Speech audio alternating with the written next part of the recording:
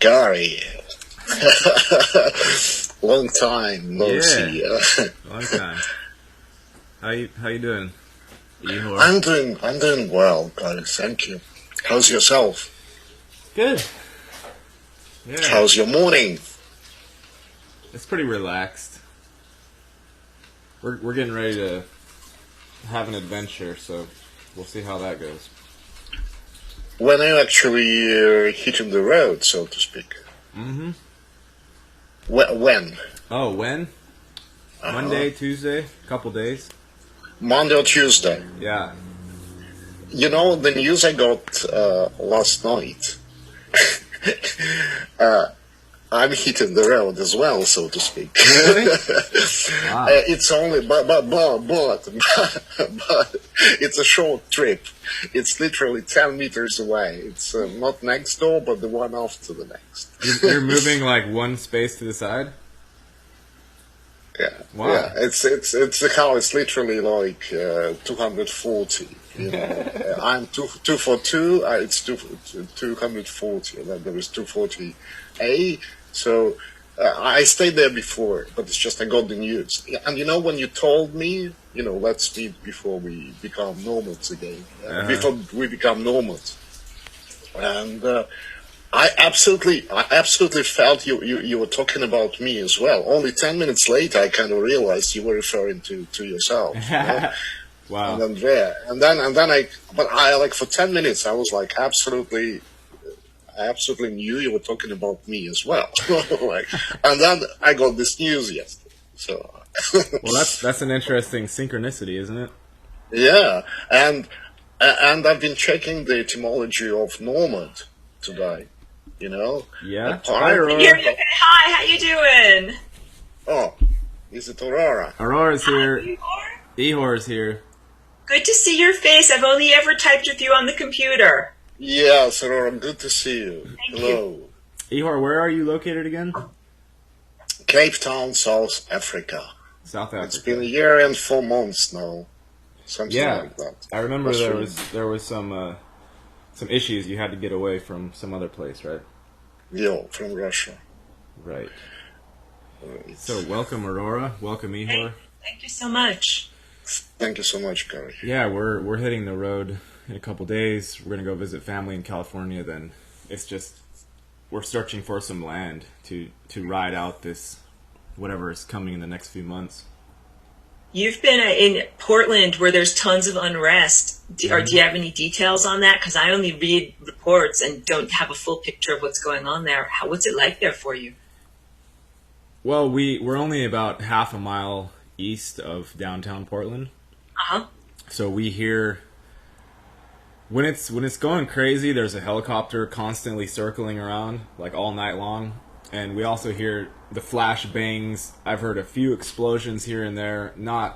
I heard one like real big explosion. I never saw anything like what that was on the news, but we hear the popping, like whatever they're doing down there. And it only happens at night, but I feel like there was the initial sort of wave where nobody knew what was going on yet, and so I had clients down there, so I'd go down there and ATMs were vandalized, buildings were sort of broken into, but then after the first few weeks, all the businesses boarded everything up, Right. and I feel like whoever was ordering this, you know, whether it be Soros or whoever the minions that are trying to cause the unrest, I feel like they're not getting what they want, even in Portland. And I know I think at least 2 people have died here, 1 or 2, but it has not been anything as drastic and dramatic as they wish it to be.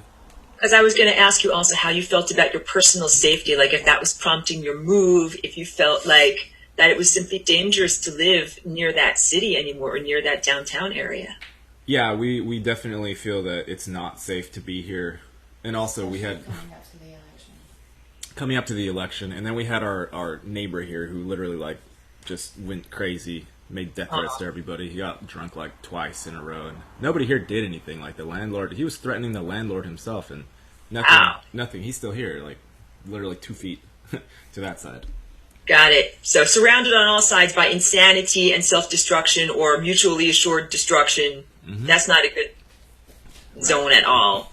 And I think of Portland from that show Portlandia, where it makes it look like a quirky, funny arts community. That's what we were hoping for. We were hoping, to get a little bit of that action, but I don't know. Everybody here, they kind of, they did not meet up to our expectations, and we're pretty flexible. Like we can, whenever I'm trying to have any conversation with anybody, if you show like a little glimmer of anything internally, then I can work with it. But it's very, the people are robotic here. There's tons of homeless people. The city doesn't do anything about it. We have that joke for a mayor. I don't even know what his name is, but he's not doing anything helpful for the city. What is his name? Do you remember his name? The mayor, Portland. I don't know. He's one of the radical left, I think. It does seem to me that cities like Portland are being used as game pieces on a big strategy board, and that, like, because you were basically acknowledging the protests or the violence there, it doesn't feel like an organic thing. Like the residents are like, we don't like what's going on, so we're going to do something. It feels very much like someone funded it and organized it, and even the collusion between the level of the mayor and the level of, let's say, the city council and the police all working together to allow this thing to go on for like 90 days. Like it's almost unimaginable that there would be so little enforcement. It's like if you're in the lunchroom of the school and like everyone is having a food fight, it's like, where is the lunch lady? No one is having any discipline there. It seems like a concerted effort in order to make cities unlivable or destroy businesses there. Because like I saw pictures of the downtown that was all boarded up, and that doesn't look like a place that's a thriving marketplace where businesses are going to go. I wouldn't go there as a shopper. I wouldn't be like, oh yeah, let's go shopping there. No. I would feel like that's a dangerous place. I would stay away from there. It's really strange. I'm in downtown all the time. We had our last days of work on Thursday and Friday, but I have a client who's in downtown who's in the center of all of it.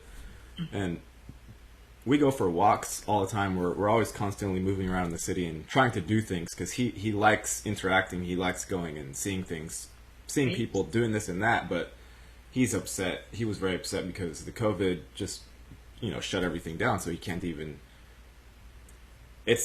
And also the level of the people.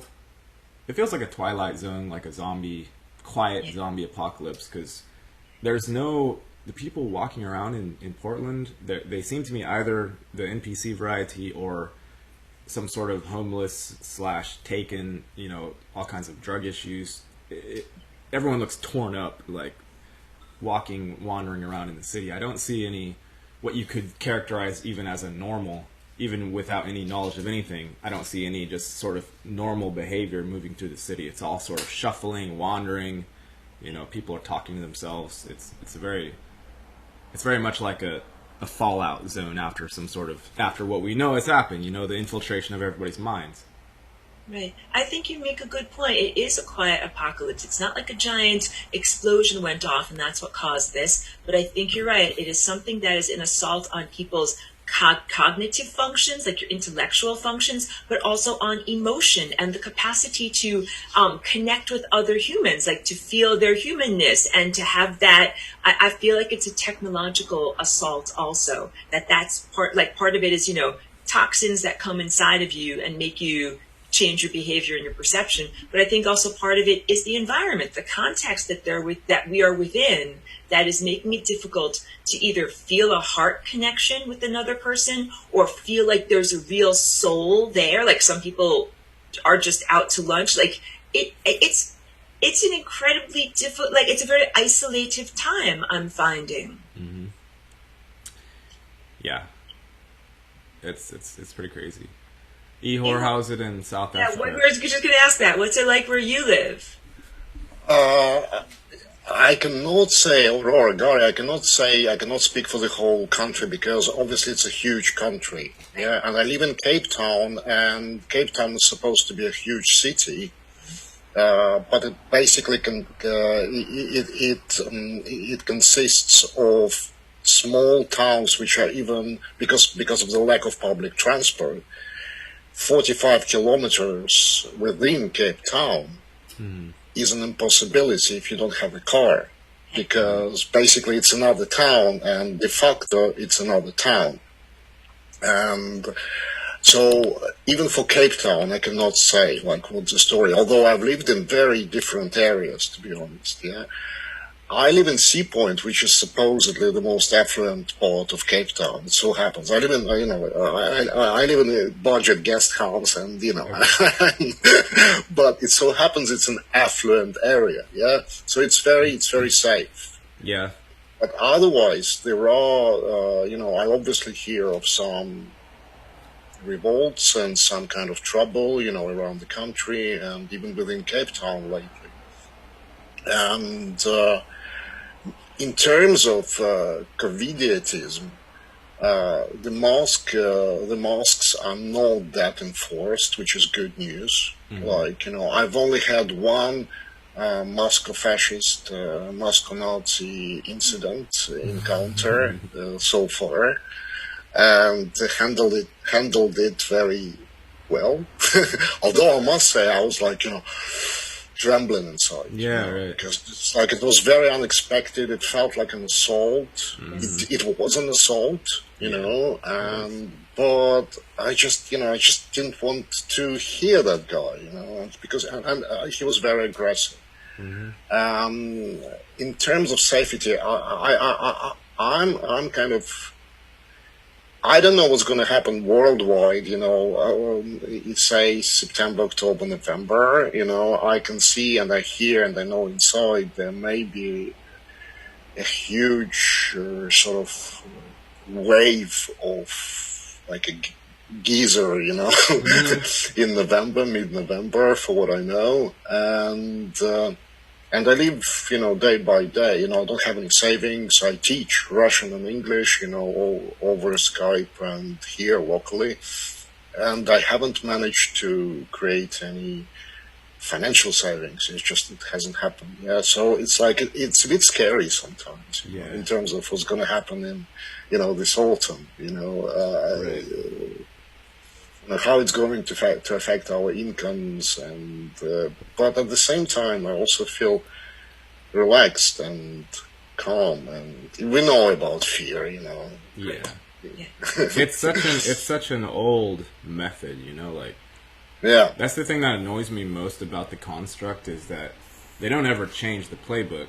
And as creative beings, like we have the capacity to even empathize to some extent with the bad guy, because if we're in this thing, which overall from the broader perspective is a sort of play, we can empathize with the bad guy. But the bad guy is doing such boring, repetitive bullshit that I can't even get myself up in that narrative to even enjoy the oppressed side of it.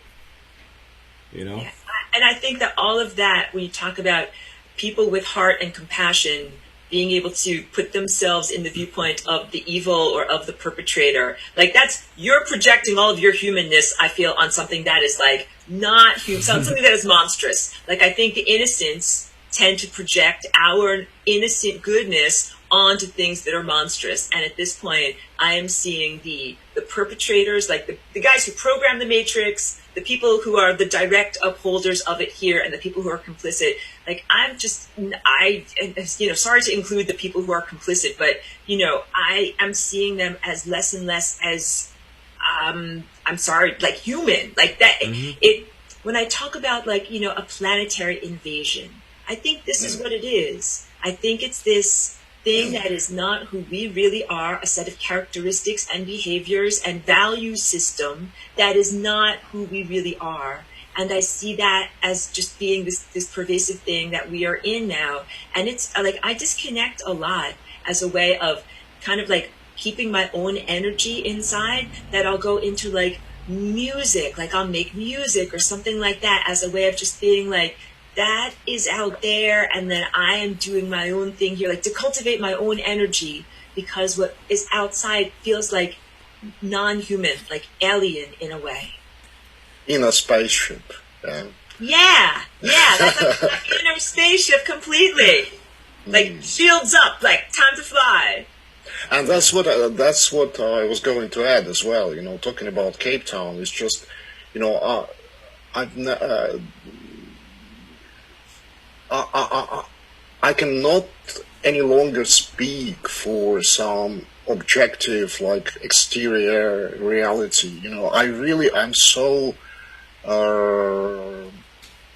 in the reality I'm in. You know, and I just like I don't want to speak about the external, overall, like global, you know, even Cape Town reality. I don't know. I mean, it just becomes more and more a non-reality. You know, it's become non-reality really, because it's like a not valid even reality. I'm totally with you that it's all about your personal viewpoint, and I think that if there are future historians, that they will look back on the personal record of like what you wrote or what videos you did and be like, this is what this person was experiencing, because there is not a consistent one size fits all of what this experience is like. I also wanted to say, like, the financial instability that you described of going month to month, like that I think is the normal. I'm an artist, so I've always been like, yes, like I'm going month to month, and we don't know, like I've never had financial stability. But I think that now that's everyone, even people who have had jobs and teachers and all of that. It's like that, and that to me is the breaking down of the matrix. If like the pillars of society and all of these things, now nobody knows what's going to happen from week to week or month to month. And to me, it does feel to me like we're in a type of war, but not a war where there's projectile weapons or things are exploding or something like that. It feels like, and it's undeclared. Like, to me, that's what the mask is the symbol of, that everything is not normal.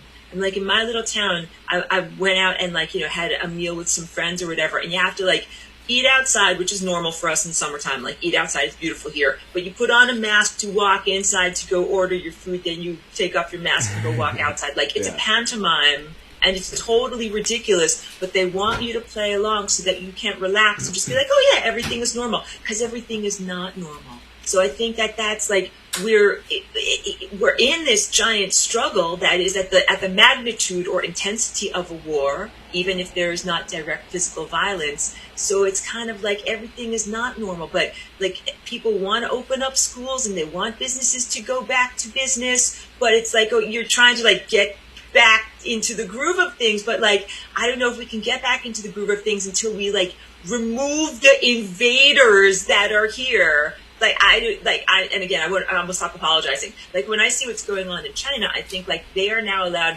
moderate amounts of freedom because they've been assimilated. I think that this is a technological assimilation that is going in waves, and like, oh, they toppled that country, and now if you see images there of people being able to go about their lives as normal, that's kind of the dangling carrot, where it's like, oh, would you also like to have a pool party? All you have to do is join the Borg. It's bliss. Right. And Elon Musk, this like that fucker, I hate this guy, with his Neuralink in a pig's brain. Like, it's disgusting on every level, but that's basically what is being offered to us. Like, if you go along with the Borg, your life will become moderately, incrementally more comfortable, or more financially stable, or less directly threatened. Like, if you don't have bombs going off in your neighborhood. Like, would you like to live in a world with no bombs going off in your neighborhood? Yes. Well, then join the Borg. It'll be great. You know, I feel like those are the options being offered to everyone. Yeah, it's been the carrot has been degrading over time to where it's not. I don't even see the carrot anymore. Like, I see, oh, the beast is like trying to offer a piece of poop over here that they shined up a little bit, but it keeps degrading more and more to where it can't even fit. Like Ihor said, like you said, it doesn't fit anymore inside of my contextual frame of reference, because it doesn't have any context anymore other than this you know, so-called invisible destructive force. It's not creative in any way, shape, or form, and it just doesn't want people to talk about it. That's all. It wants you know, blind conformity. One of the subs sent me a thing like a mask idea, and he was saying, in the Matrix where Neo got his mouth removed, and it had like his skin pieces like this, Oh, and he was like, No, I don't "Whoa." remember that part. Was that one of the sequels? I think it was in the first one when Okay. I don't remember actually. It was in one of them, but it was when he was fighting this, the guy that was a smith, but he didn't know anything about smiths yet. Okay. And the guy was like, "Well, I can just zap you and your mouth is going to disappear." He didn't know he was in the Matrix, so, he had no mouth. But before it sealed over completely, there were flaps of skin, and he had, like, little bits of ability to still talk. But this guy, Chris, was saying, that's a good idea for a mask because it represents, what the beast is trying to do to us. Just get that mask with, just has a few flaps of skin still open, and you'll be wearing the mask, you're fulfilling the requirement, but you're also saying, and this is, obviously, I see what you're trying to do.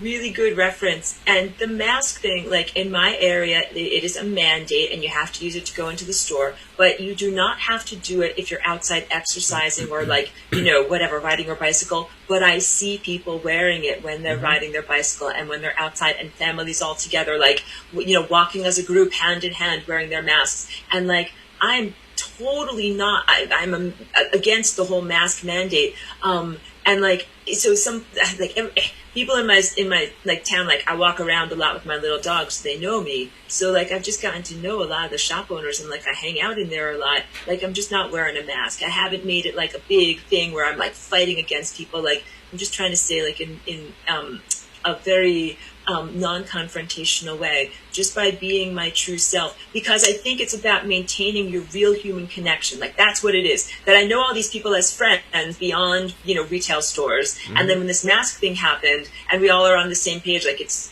ineffectual and it's a placebo and it's something that they have to do to please the city council to keep their businesses open. So because we're all on the same page, I don't have to wear a mask in their store. If another customer comes in, then they'll be like, oh, like they put on their bandanas to be polite. It's a sign of politeness is what I'm trying to say with so many words. Apologies. Yeah. Yeah, that is what it is. And I've heard people discuss the sort of diabolical intelligence that's behind this thing, because it looks, to an intelligent person on the face of it, it just looks stupid. Like, you think we're really going to fall for this? Like, there's obviously no virus, and masks obviously are at best somewhat harmful to your breathing ability.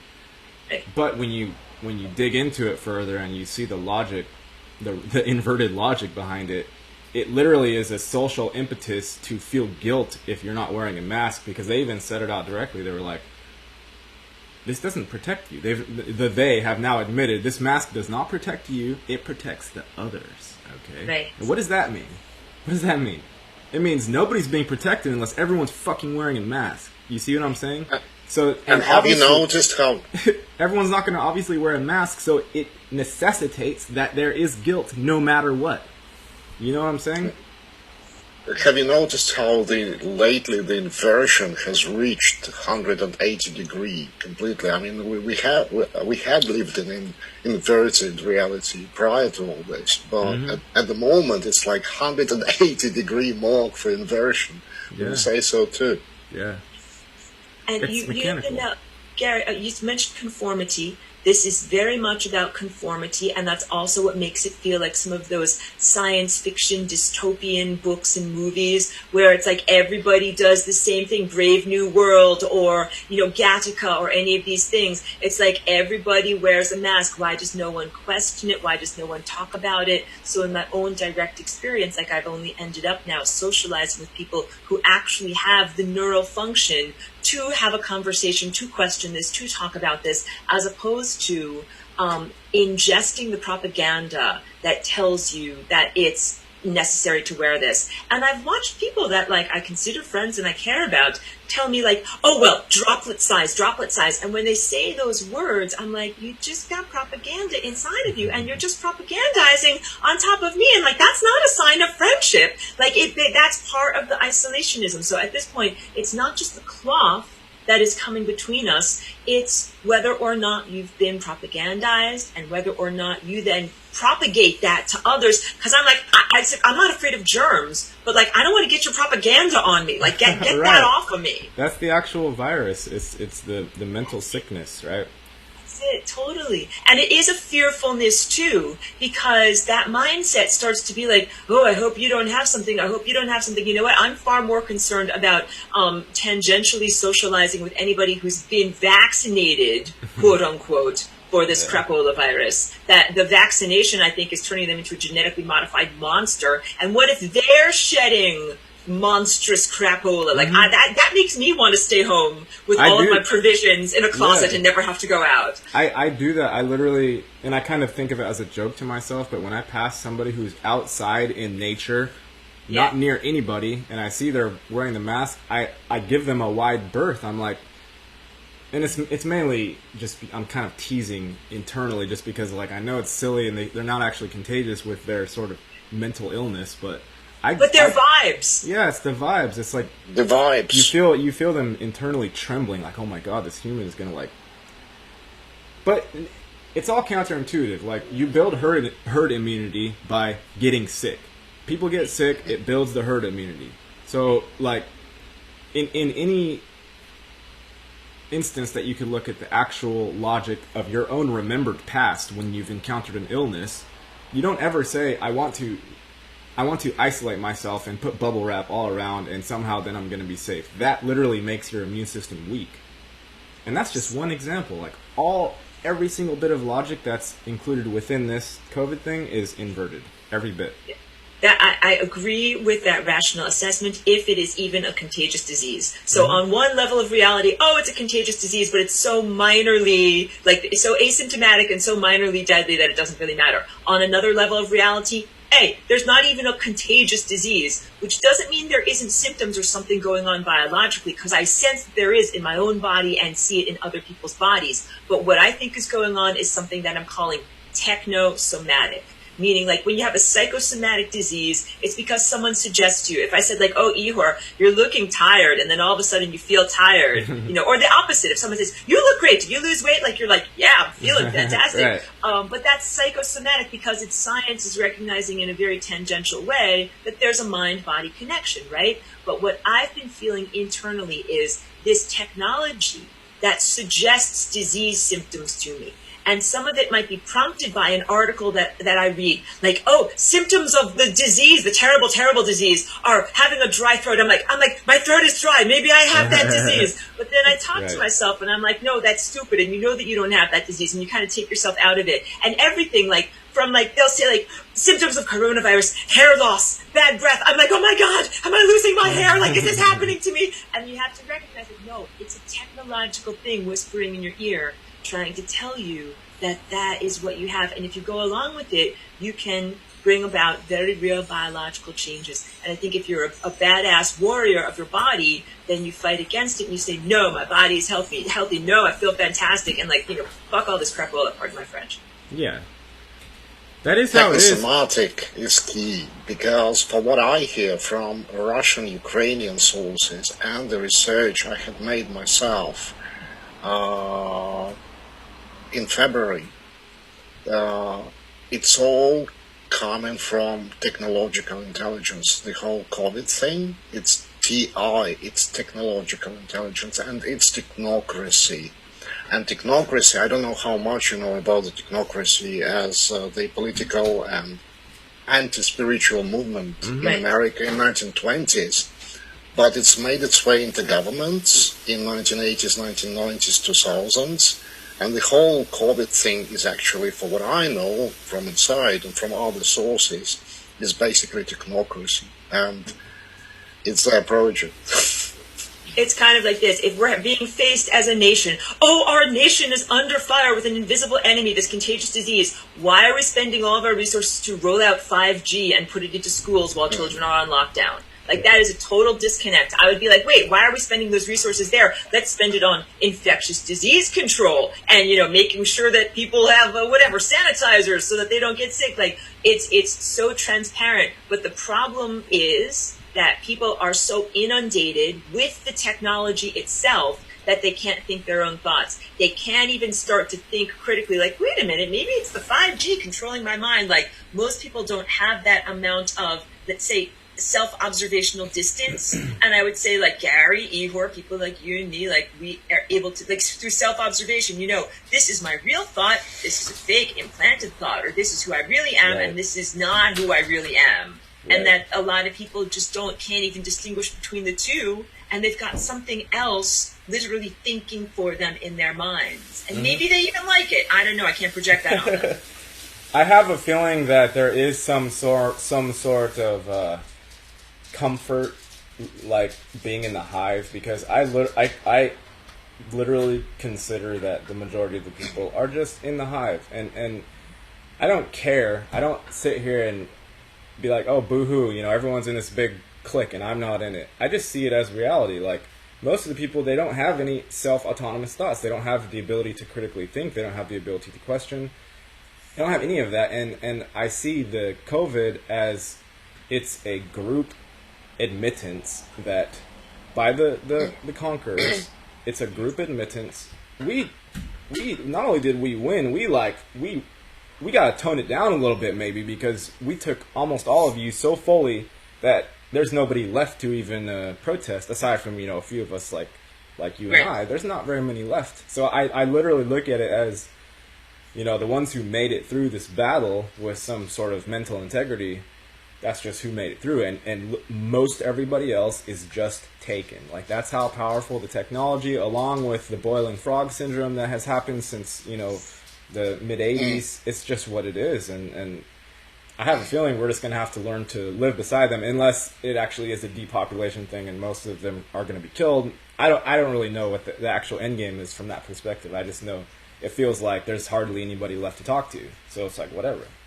So well said what you were talking about, the hive mind and the comfort and people willingly going into there and like being taken. When this thing first started, I had been really avoiding having to put on a mask, and so I was just kind of avoiding the stores. But I had to get a postage stamp, so I had to put on a schmata, to be able to go into there. And so I had like a little yoga headband. So I put my yoga headband across my face to go into the post office, and I felt that feeling of like, good dog, like you're a good dog, you're doing the right thing. Right. And I'm like, I'm not a good dog, like I'm just trying to fit in here, but I understand how people feel. And then there's social approval, and around where I live, people have made it a fashion statement where their mask matches their outfit and they look very chic, and it's something that is, again, like a politeness and a nice fashion, and it's like they like the way that it feels, and fitting in feels good. And I just walk around like smiling, like walking my little dog. I wave at people. I'm like, I'm not wearing a schmata. Yeah. It's that's kind of why we're like just moving along, because the disconnect, the divide between the taken and the not taken is just too big. There's not even a conversation possible. I could have a better conversation with a rock. Rocks are probably more vibrant. There's nothing there to be had for the most part. And if you are a regular person who your cognitive function seems to be relatively unimpaired, again, there is a sort of block or inability to actually converse, because you're leaving out like the whole situation of this realm, which is very important. If like Andrea and I we do not talk about this bullshit all the time. For the most part, we're just fucking around and doing whatever we feel like. But it weaves its way into the conversation as a sort of way to retain the ability of knowing defenses, mechanisms, etc. Because you need to know how to move in case the thing tries to attack in whatever form. But it's not like overtly discussed all the time. So you can't have a conversation with someone else who hasn't even touched it internally, because they won't. It is the invisible thing. Like, you don't talk about it necessarily. That so gulf difficult. That you're talking, the gulf that you're acknowledging between the people who have a soul and the people who are taken, like that is so. It's like the Grand Canyon. It's giant. You can't even connect with people, and it makes me feel like we can't even have overlapping timelines and realities. Like, I feel like our time in this context must be very limited and short, because it's like huge tensions, like pulling apart. Like, there's a loss of integrity at this point where you can't even pretend to hold it together. And I don't think that you can maintain this out of balance state for like very much longer. Basically, of people who are extremely conscious, extremely coherent, they're very much their true selves in integrity, and like really like live in it, And then the people who are like, la, la, la, la, la, like, take me away, I live in the Borg, the hive mind people. Like, those two realities are so divergent at this point that we can't have like a consensual overlap, and it feels like when worlds collide, sparks will fly. When worlds collide, you don't want these two antiparticles to meet each other. Right. In terms of linear time, Aurora, Gary, what do you reckon? How do you see it developing from the point of view of like the the markers as mid-November, 21st of December, then next year? How do you see the linear timeline development? This might sound depressing, but if we actually make it to the election, that's like a very, very bad thing. Like, this was actually supposed to already be resolved months ago. We already reached like these pinnacles and culminations all the way back in June. And like, I don't know if you've ever been a nanny, like the kids are always like, one more bedtime story. These evil fuckers. They're always like, one more bedtime story. Like, they're evil that refuses to be resolved. Like, we've resolved this, we've finished this, we're done. Yeah. We still have souls, are ready to go into the amazing world of self-responsibility and pure creatorship. And they keep wanting to be like, one more bedtime story. Oh, let's resolve one more thing. It's like, no, actually, like, we clean that up. We're done. I'm ready to go. You're ready to go. And when I say go, I do not mean escapism, and I do not mean get on a flying saucer. I mean to go into our true greatness, our true state of being, which is where you're directly connected to creating reality around you. And if you can directly create reality, you would not create crap. You would not create a reality where we're being inundated with pollution or chemicals or have something evil running our world, or the lack from money or any of those things. We would create a world where we have totally healthy, fit bodies and access to anything that we need. And I don't mean like in a technological sense. So I've already felt like we've reached these markers where like, boom, like we should already have transcended at those levels, and we've been artificially inhibited. So every day I say, today can be the day that we can transcend. If we make it to November and there's an actual election, I have serious questions about whether it's a real election in any way, because it seems to me like in the past there were the voting machines in our country were all owned by a particular company. The software was in question. Fractional voting was a thing. I don't know if it's the same everywhere. I know I'm talking really fast because the timer's timing down for us. Yeah. But we have 5 minutes. Serious questions in the United States in this election now as to whether it's actually the populace of citizenry having their voice, or whether it's just a complete fabrication of numbers, and that the people are so inundated with nanotechnology and 5G and basically like pathogenesis inside of themselves that they can't even know about it or care to know about it, or that they're so apathetic, which is another side effect of this 5G toxicity. People are aware, but they can't do anything. And that's like this people in a POW camp. Like, whatever you think, World War II or some like hellish nightmare like that a lot of the soldiers, they would be like, yeah, we know what's going on. But they literally don't have the energy to be able to fight back because they're starving, they've got parasites, they've got tuberculosis. That is what our population is like right now. Like, if people want to know, why isn't the United States marching like they're marching in Berlin and they're marching in other places? Everyone, many people here are so toxified by the frequency, the nanometallic stuff, the pathogenic stuff, the poisons that are put into the food. They have an awareness that something isn't right. They can't lift a finger to fight against it. And they are so apathetic. There's nothing I can do. I know it's not right, blah, blah, blah. Wouldn't it be wonderful to run away and live on a farm? Like, they don't have it together to kind of like actually make a change. Yeah. To address your question, Ihor, the Trump thing is it's divisive at the core, and I'm not speaking to whether or not I like him. I think it's good that something different is going on in that particular, stage show. But the populace, see, like, even this that I do, even these shows, even whatever output I do it from the perspective of like, it's kind of nice for people who still have minds to connect with each other and talk about things. I don't do it from the perspective that on a broad scale there's anything to be done, because most of the people are taken. Like, as a whole, when you're talking about the populace, most of them are the Borg. Like, there's not... That thing has to work itself out somehow, but... but as far as the election, it has been with Trump. They've divided everyone. You know, the Borg.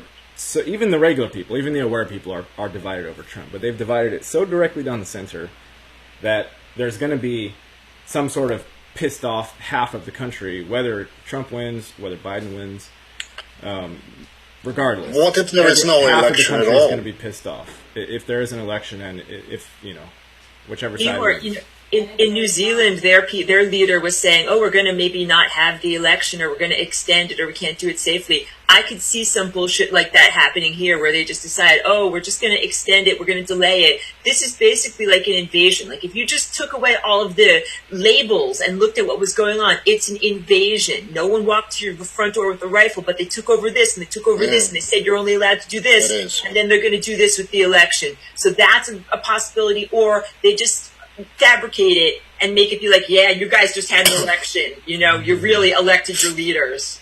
Yeah.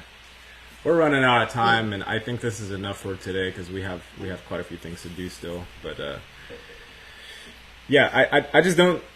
If you're awake and you're aware, you're a warrior that has gone through eons of sort of refinement, and something is coming on the other side for those of us who have made it through. And it's not something that's like, oh God, how do we manage this whole overarching situation? No. You manage your own personal life. You take care of the ones close to you, and this whole thing maybe explosions, maybe cities are going to be burning, whatever. It's going to work itself out. Like that's not even something that we are directly, like Ihor was saying. It's be in your own personal life and just watch. Pull out your popcorn.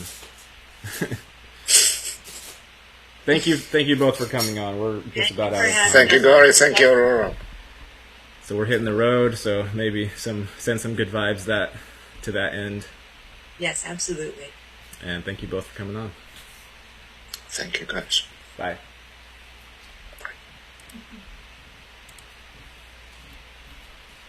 Okay. And thank you to all the YouTube people who have joined. I didn't really get to the comments this time, but we didn't have a lot of time, so.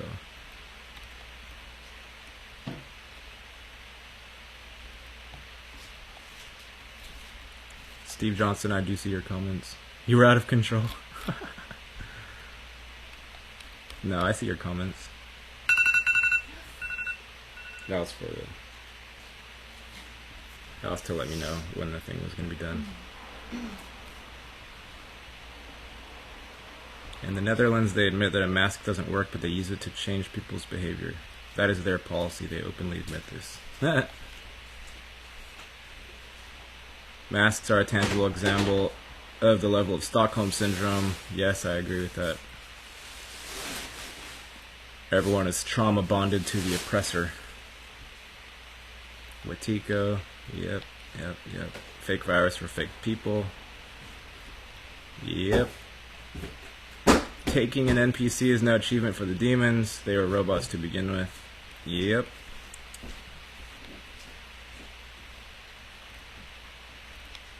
I wish politicians had zips for mouths. There was a David Icke thing, right? Was that today, Andrea? That David Icke crowd? What did you say? That David Icke thing, was that today? Or a ton of people there? I don't know. Yeah, David Icke got a massive crowd together wherever. London. House of Cards, yep, which is currently crumbling. Politics are a sham. Yep.